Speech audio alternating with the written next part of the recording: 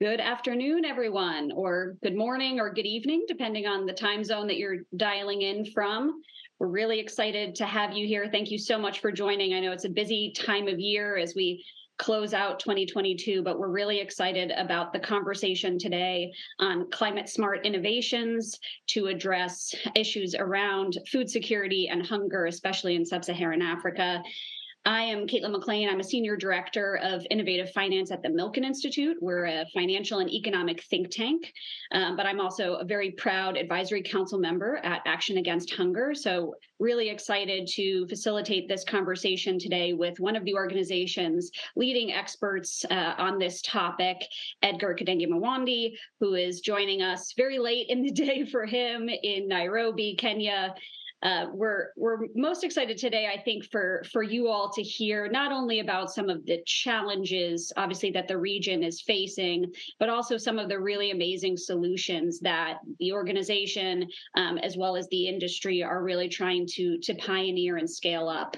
I think it's probably not surprising for anyone who is dialed in to see that climate change has obviously had a significant impact around the world, but particularly looking at communities that have traditionally faced things like drought and severe crises, environmental crises that certainly climate change just exacerbates that. So if you read the news, I'm sure you've probably seen headlines around East Africa and the drought that they have seen, which is one of the worst droughts in nearly 4 decades. I think the last number I saw was 22 million people in East Africa that are currently at risk for starvation. Again, not totally unsurprising because 1/3 of the world's droughts do occur in Sub-Saharan Africa. But again, just understanding how climate change itself, as we see that now, 5 years from now, 10 years from now, truly will make the situation significantly worse. And so not to start with just doom and gloom, we also, as I said, want to really focus on some of the amazing innovations that are happening around climate smart interventions for food security, for agricultural productivity. So we're, as I said, excited to have Edgar here.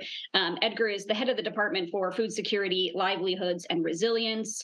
Edgar, why don't we start with just a brief introduction for you in terms of your time at Action Against Hunger and also what brought you to Action Against Hunger in your career. Thanks so much, Kathleen. Again, I said my name is Edgar Kadenge, head of department, food security, livelihoods, and resilience. And I'm really happy to be part of these discussions on climate change and how it's affecting our communities in the areas you're working with. I've worked for Action Against Hunger a little above 6-7 months. And the real motivation is appreciating that the communities that we're working in various parts of this country are really affected by the effects of climate change. So when we talk about the effects, we're talking about issues to do with the extreme drought, we're talking issues to do with floods, we're talking issues to do with the extreme weather conditions that are leading to loss of productive assets, loss of livelihoods, loss of jobs, displacements.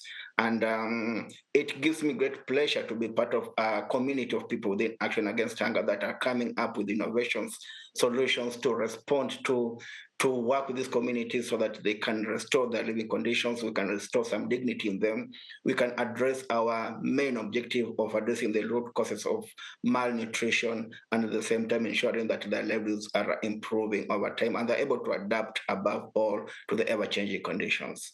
Thank you. Amazing. Thank you for that introduction. So for those of you dialing in the audience, we will have a bit of conversation. Edgar and I will talk through some of the kind of key issues and, as I mentioned, some of those solutions. But we also encourage you all to put in your questions in the chat. We will reserve some time at the end for Q&A. And obviously, given you all your interest in dialing in, I'm sure there'll be lots of questions. So please do use the chat. So just to give some scene setting context, there is a video we're going to roll to start the conversation. So let's roll the video.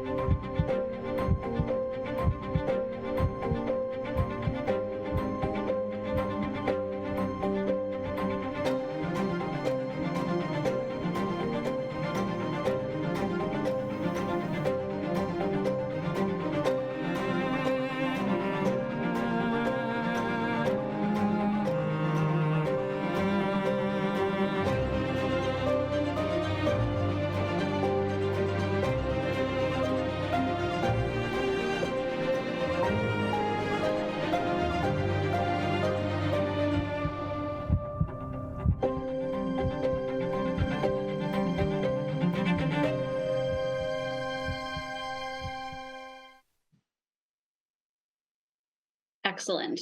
Fantastic. So Edgar, let's dive into the conversation. So at the start of this, I mentioned some scary statistics about how challenging it's been, especially in East Africa, in terms of drought, in terms of food insecurity. And that's one thing to read as a headline. It's another thing to see that on the ground. So as you guys are rolling out a lot of these programs, why don't you talk a little bit about what you're seeing on the ground in the communities? And specifically, are there effects that you've seen from climate change that were particularly surprising?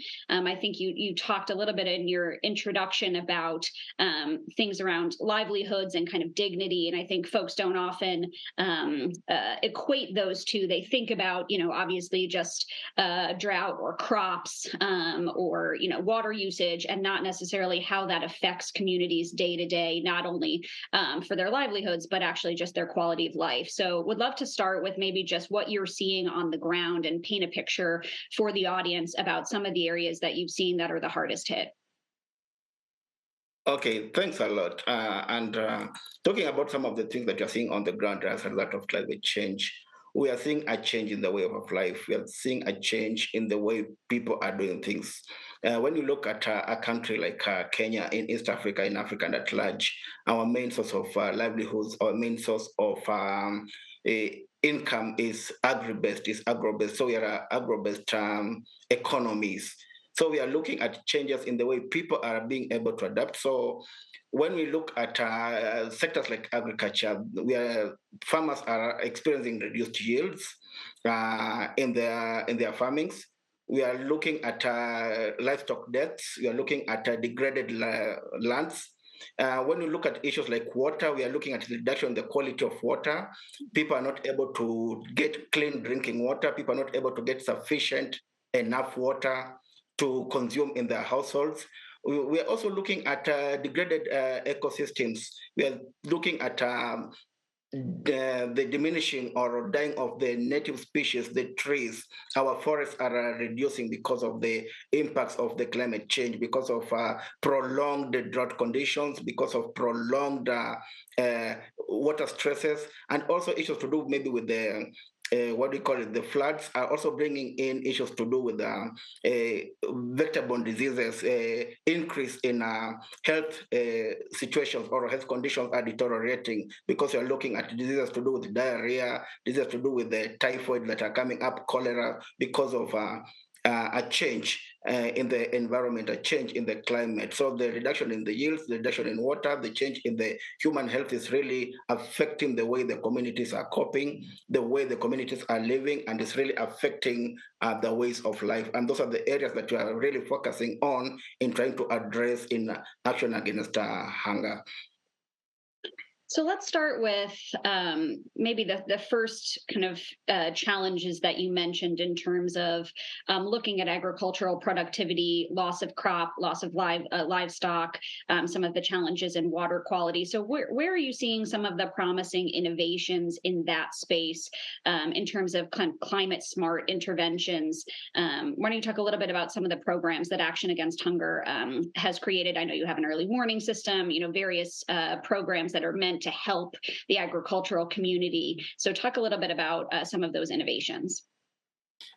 So first, at Action Against Hunger, we have got quite a number of innovations that are really putting forward to ensure that the communities you're working with are adapting and are resilient. When you look at productivity in a sector like agriculture, we are now working with various communities to ensure that they are able to appreciate what we may call climate smart agriculture. And when we talk about a climate smart agriculture or a climate smart innovation, it's that innovation that ensures that the communities are able to come into those farming systems that will appreciate the use of drought-tolerant varieties of crops. They are able to appreciate the use of technologies that ensure there is minimum loss of soil condition, that we are talking about the minimum tillage. They're able to come in with issues to do with irrigated agriculture, shifting away from rain-fed agriculture. And when we talk about irrigated agriculture, maximizing on the use of the resources. And they're also able to ensure that they're focusing on planting of nutritious crops in the areas of production. So we are also trying to, or we are working with those communities to come up with innovation that will ensure that they've got food on their tables. For instance, we are working with the various communities to establish vertical gardens, multi-tied gardens that will give them vegetables, that will give them pulses, that they'll be able to feed their communities. You realize that these ones are able to consume very little resources, that are easy to establish, and they are adaptable to the areas that we are working with. And we are focusing on mainly working with maybe the mother-to-mother support groups in those areas, because those are the people that are really responsible for the feeding of the homesteads. And above that, we are also working with the government to also ensure that there is what you, as you rightly put, like an early warning system where you are able to ensure that, or you are able to foretell, to forecast a potential rain, or you are able to forecast or foretell a potential reduction in the moisture, and you are able to adapt or come up with the technologies or activities that will ensure that you are able, you have information that will give you the will give you the knowledge to adapt or to make a decision on what you're going to do. So if you're able to know that maybe in the next 3 or 4 months that there will be a drought, then you'll be able to know that at this point in time, if there is water or rain, then perhaps this is the time you need to plant and you need to store up for the food. Or if you're able to know that in the next time you are expecting some rains, then you're able to come up and ensure that you have got the inputs that are necessary for you to get into production, into the various crops that are available. So also working with the various communities to ensure that because water is scarce, water is a resource, but it's also scarce. So we are working with the communities to ensure that we are rehabilitating boreholes, we are making water available, we are providing them with pumps, we are providing them with the maybe portable irrigation systems, and so that the main idea here is to ensure that the communities are accessing clean drinking water, they're accessing quality water in their homesteads, and they're also using this water for the use in their homesteads, in their families, and they are also using them maybe for activities like irrigation of their crops, or so that they can be able to produce food for consumption. Fascinating. So I think, I was reading a stat that said in certain areas, less than 1% of the arable land utilizes an irrigation system. So I'm curious, as you guys are rolling out these programs, you mentioned the irrigation, you mentioned the early warning system, and obviously that, as you said, needs to be kind of easily adaptable for the communities, easy to implement for the communities. Where are you seeing the biggest challenges in trying to reach more farmers, more communities? Is it a question of the logistics and kind of operations? Are there funding challenges? Is it, you mentioned working with mothers groups? Do you have to, are you seeing resistance from some of the communities in terms of, trying to execute around new technologies, which require new training, new funding? Where are you seeing some of the biggest challenges to try to get to a greater scale of implementation for these programs? I think, as you mentioned, I said a little bit of both. Resource, money, finance is one of the biggest challenges that you can talk about. And when you talk about this, when you're talking to the communities, once you're giving them knowledge, once you've trained them on issues to do with irrigation, and there's the irrigation infrastructure that needs to be put up, then brings in the challenge of those communities being able to access the equipment, be it for the drip kits, be it for the what we call it, the overhead irrigations, whatever technology that may be available. So that one comes in one of the biggest challenges in access to those technologies after you have exposed them after you expose those beneficiaries to those technologies. Secondly, we are also looking at the vastness of the areas you're working in. For instance, in Kenya, only 20% of the farm is arable. Now, the biggest chunk, 80%, requires irrigated farming. They receive depressed rains, very little rainfall, and there is need to ensure that water is available for irrigation. So two-pronged.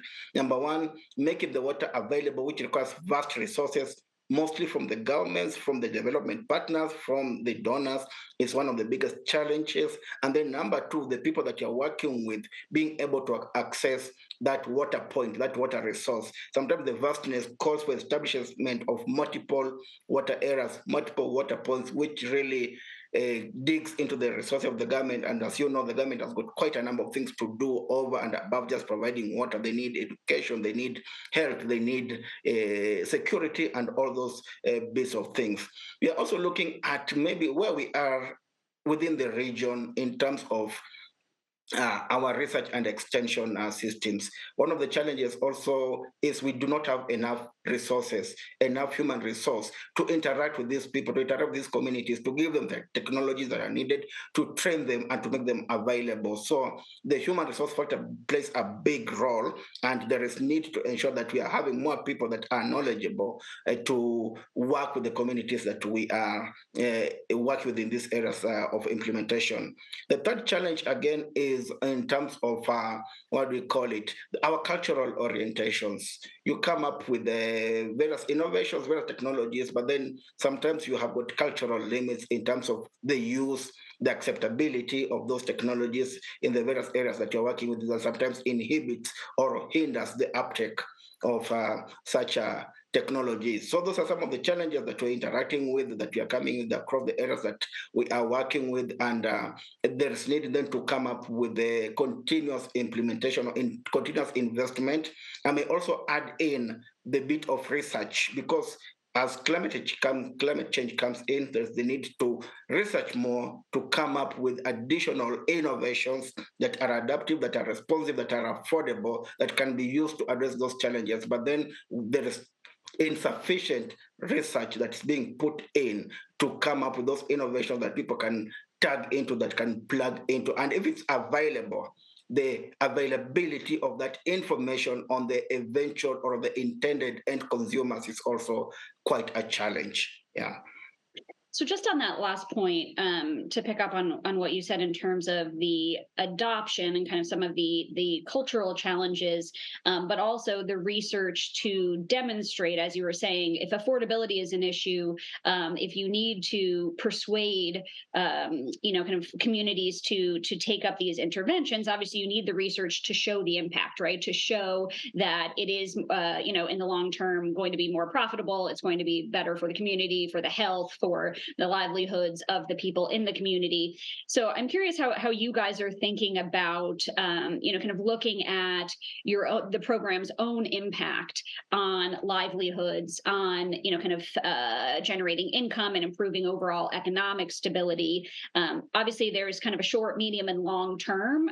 You mentioned in the first round of questions about, kind of issues that are immediate in terms of, crop loss and livestock loss, but there's also long-term health effects, as you said, kind of things that are, diseases, pandemics that have a connection to both climate change and malnutrition. And so how are you guys helping to build out that research? How are you guys looking to demonstrate the effectiveness of your programs to help improve some of those, the livelihoods, the metrics around generating income? How are you seeing your programs kind of help drive that impact? So I'll say that action against hunger, one of the strongest pillars is innovation, and innovation also hinges quite strongly on the research bit of it. So we look at ourselves as a pivot that goes out and fishes for that innovation that have been developed locally, regionally, internationally, that are responding to various needs, maybe innovations around water, sanitation and hygiene, innovations around improving nutrition status of the children, the women that we are working with, innovations around increasing or improving productivity. So we are the let's say the go-between that are able to go and interact and fish out and test and question those technologies from the research institutions, national or international universities, being able to seek for demonstrations, seek for answers, and look at whether it's really addressing the intended purpose, and over and above that, whether it's adaptable to the areas that we are working with. Then once we have realized that, then we are able to work with the farmers and be able to interact with them. Because we work two-pronged, we work emergency and we work resilience. In emergency, we are doing immediate response, and that when you're looking at people that are already down, they're already affected by the adverse effects of those hunger, the adverse effects of drought. But then we're also working in recovery, we're also working in resilience, we're also working in the farmers being able, after that, post the catastrophe, what next? You are able to get into this because you didn't farm enough. Now, why didn't you farm enough? Because you didn't use the right type of crops. What are the right type of crops that you're able to use? These are the varieties that are out there. And over above this, we are not just talking about the right variety. In order for you to do this, you also need to do it in a sustainable way. So maybe you need to start practicing conservation agriculture that ensures that you are saving moisture, you are conserving on your soils, you are also ensuring that you are improving on your water retention capacity. After that has happened, then you also need to know that at the end of the day, some long-term innovations like agroecology that reduces on the use of the organic or the inorganic fertilizers. You need to start using more of the organic manure to improve your soil quality, to improve your soil retention, water retention capacity, so that in future you are able to produce more. So the go between us being out interacting with the research and taking it to the farmers is what we do best. And above, also internally, just working with our teams, our staff to also think further, because innovations are not just in technology. Innovations are also in the way of information, the way of utilization of that information. So the teams, the staff that you're working with, also constantly looking at ways, once you have interacted with these communities and you have seen what were the challenges, what can you do with them, or appreciating what have the communities done over time that has worked for them that you can make better, you can make more efficient to address long-term challenges. I think it's amazing. I think that's goes back to your comment about human capital, and one of the challenges in terms of how important it is to have the human capital, as you said there, to translate the research to the action and to the execution of these types of innovations. So extremely important. As you were talking about, the emergency, kind of thinking about it as an emergency, thinking about it as recovery, and then resilience. I think one of the areas that we often don't necessarily talk about enough, you all do a lot of work about it, but I think in the international community could do more, is talking about gender equity as we think about the kind of emergency response, but also long-term resilience effect. And so obviously that's a similar kind of challenge that's going to be exacerbated by climate change. And so I know that at Action Against Hunger, you guys are obviously working to kind of bridge this gap, to have your programs designed with equity in mind, which is obviously critically important as we're thinking about the whole community and not just an individual farmer or kind of some type of individual intervention, but how that affects the entirety of the community, especially with a gender equity lens. So can you talk to us a little bit about how you guys are thinking about integrating that lens into your design of the programs, and how important that is to actually reach the impact that you're trying to have? When we talk about gender equity and the communities you're working with, we'll notice that the people that are most affected by the adverse effects of climate are mostly the women. And that's where our biggest focus goes in, because when you look at our communities, the women are responsible for gathering water, for fuel for their families. They are responsible for taking care of children. And there is data that also shows that more women are hungry than men. So the programs that you are coming in tend to look at those challenges that they are facing and coming up with solutions that will be friendly to them or will be responsible to their needs. For instance, I can look at some of the programs that you're working with. We design programs that will give the women information on financial literacy.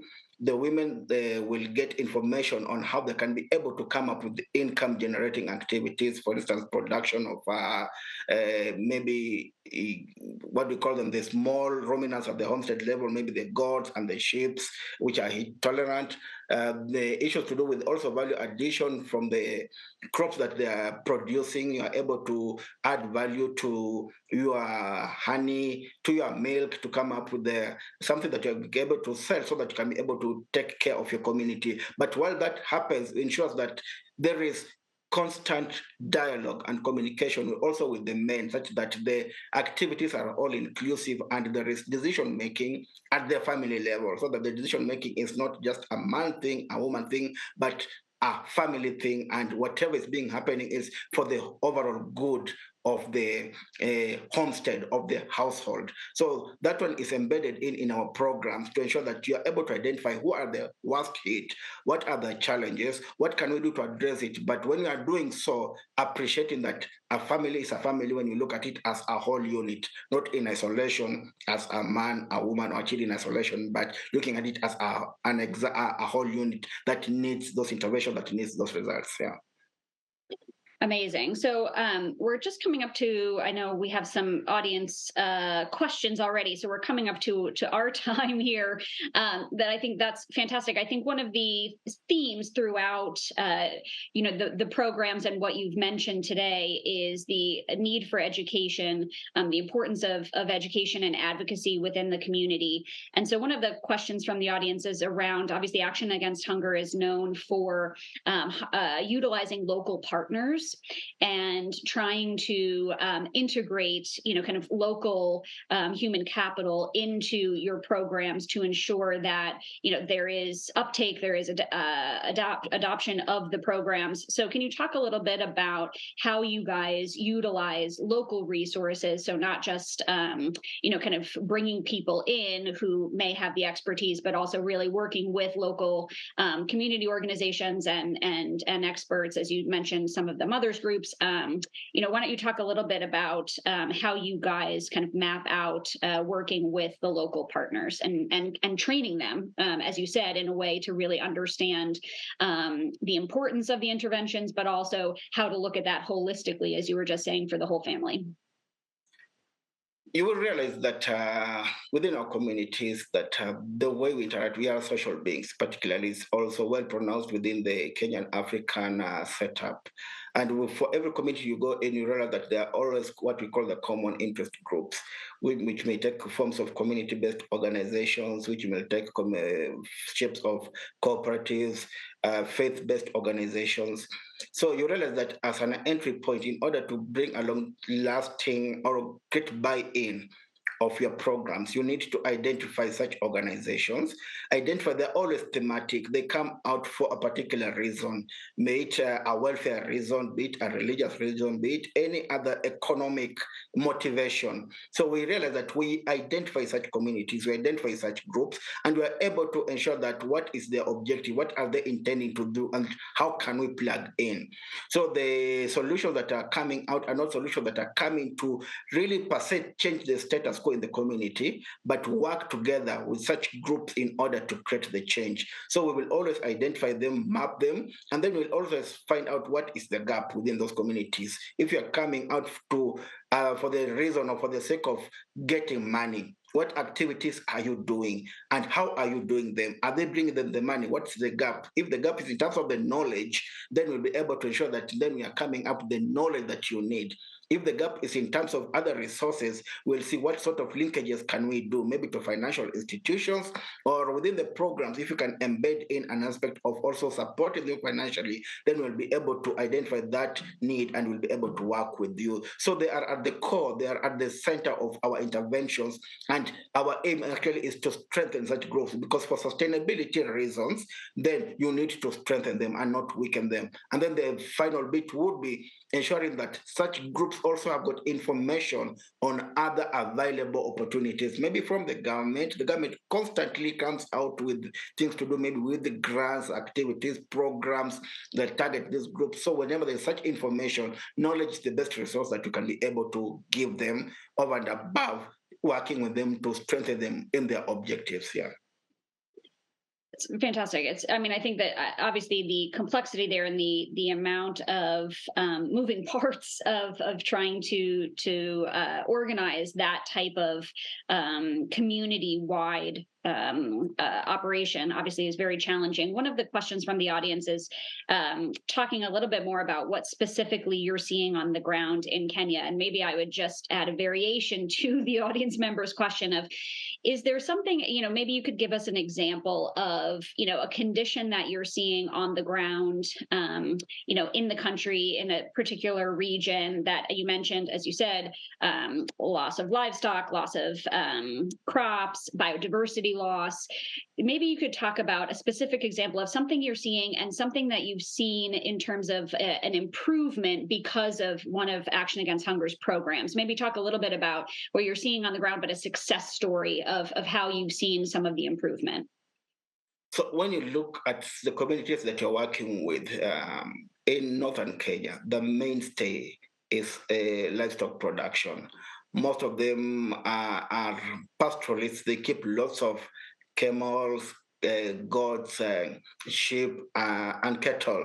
And when we had this adverse, when there's this pronounced drought, most of them have actually lost their stock. They've actually lost their all the things, all the livestock, most of it, about 90% are actually gone. So, as Action Against Hunger, in the immediate sense, is to notice that this is their source of livelihoods. We need not lose more. So, we have helped a good number of communities with what we are calling a supplementary feeds or the range cubes. These are high dense, high condensed nutrient cubes that these livestock are able to consume and is able to ensure that we are not losing any more of their breeding stock, because at the far end then will be the need to recover. There will be need to have more that they will use to match those herds. So we have been able to supply them with those range cubes or the livestock feeds that have ensured that they are not losing any more of the livestock.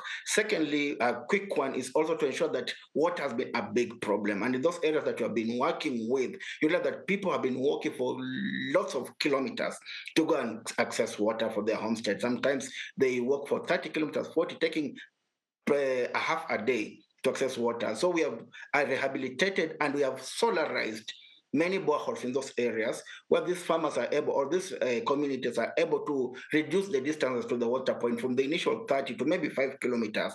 And once you are rehabilitating these boreholes, we have seen them using them for their homesteads, for their livestock, and some of them are also extending, are also irrigating and getting immediate crops that they can be able to use to feed their families. And once you look at these interventions, there's the immediate result or the immediate impact that comes out that ensures that we are saving lives in the areas that you're working with. Yeah.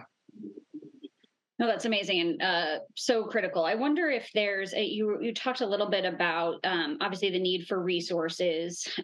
Programs like those that you just mentioned obviously could reach more communities if there were more partnerships and especially funding. You mentioned governments and donors and investors, and I'm curious where do you see the greatest potential for those types of donors? Some of whom are dialing in now, where do you see some of the greatest potential for them to utilize their resources to help scale up these programs? If you had kind of a wish list, what would you pick in terms of where to allocate those resources to really get the scale that you're looking for?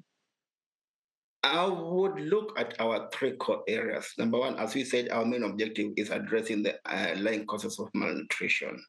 And when you talk about the underlying causes, you're looking at insufficient nutritious food. We are looking at access to quality water. And we're looking at, in the immediate sense, those families being able to access health facilities. So we have not mentioned about the health facilities that you're working with to ensure that they are able to screen, they are able to identify malnutrition cases in the communities that you're working with. And it needs to be an ongoing thing because it fluctuates. We have got lots of relapses sometimes. Investments need to come in to ensure that we are having more health centers, more health facilities in the areas we're working with, more knowledge and more information on the people, the nutritional people that are the human resource experts on the ground level. We need more investments in water. We can never belabor that, ensuring that we have got more clean water that's available in the communities that we are working in, and they're able to access, they're able to reduce the waterborne diseases. And then we also need investment in these communities being able to pick up or adopt these technologies that will ensure that they are producing in their current conditions. So more families are irrigating, more families are accessing quality drought tolerant seeds. And we are also working in building partnerships. After all that has happened, there is the crowding in within the ecosystem of everyone, from the nutritionists to the water engineers to the agricultural experts, working together with the community to provide the needed technologies. And above all, we'll always say knowledge will always be power. You'll always need to ensure that these people are well informed on what to do in matters nutrition, matters water, matters food security, and they're able to adapt after you have come in, you have intervened. They have the information, they know what to do next when there's a repetition of such instances. Yeah. Yeah, I think that what you just said there in terms of how interconnected all of those, kind of areas are in terms of nutrition, health, water, infrastructure, energy, all of those areas obviously are critically important. And I think similarly, what we think about when we look at kind of global development and the sustainable development goals and objectives like that, that there's also an interconnectedness between other communities. So certainly there's the issue at hand in Kenya and in East Africa, but there is also a question of the other regions, other areas around the world that also affect the hunger issue there, obviously because the region does import food from areas like Ukraine, Russia, South America, all areas that for either climate reasons or geopolitical reasons or both have a significant crisis as well. So I'm curious, as we close out, in terms of thinking about this conversation and how interconnected it all is, but how important it is to actually implement these programs effectively and efficiently on the ground. If you were to kind of look forward to 2023, is there something that you want the audience to either do and what individuals can do themselves over the next year to try to improve the situation from their platform, from their vantage point? Or is there something that we should all be focusing on as we move into the new year to ensure that communities here across the world can help to hopefully positively impact what is happening certainly in Kenya and the rest of the region? What I would say, the only thing I would think of is to appreciate and understand that this is a global problem, and we can only tackle it if we come together and work together. If we break the silos of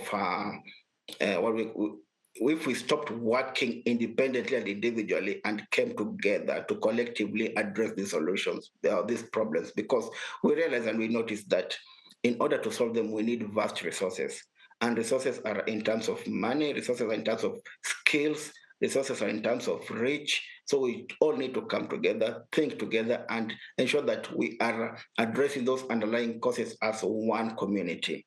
And when that happens, then you realize that we are able to reach the poorest of the poor who need these technologies, who need this information, who need these resources, and we are preventing an extra life from dying. So if we work together, if we work collectively as a community, if we saw ourselves as one community, then I'm pretty sure that we'll be able to work together to address these challenges within this area that you're working with. Because many people have got different skill sets, different approaches, different models, and all of them, they work. So how about coming together into a common pool of people to work together to really reach this person who really needs this knowledge, these skills, and this resources that we have together? Yeah.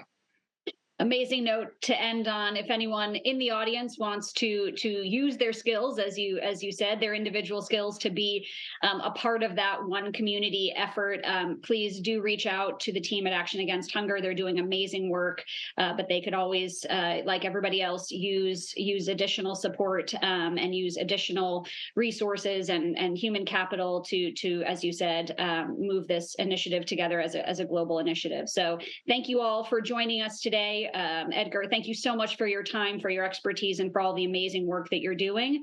And I hope everyone has a fantastic end of the year.